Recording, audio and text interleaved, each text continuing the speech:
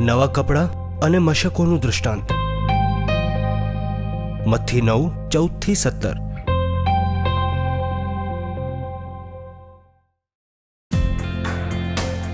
આ પછી યોહાનના શિષ્યો આવ્યા અને કહ્યું, અમે અને ફરોશીઓ ઉપવાસ કરીએ છીએ, તમારા શિષ્ય એવું કેમ નથી કરતા? ઈસુએ તેમને કહ્યું, જ્યાં સુધી વરરાજા સાથે હોય શું જાનૈયાઓ શોક મનાવી શકે? પણ એ દિવસો આવશે જ્યારે વરરાજા એમની સાથે નહીં હોય, અને એ દિવસોમાં તેઓ ઉપવાસ કરશે.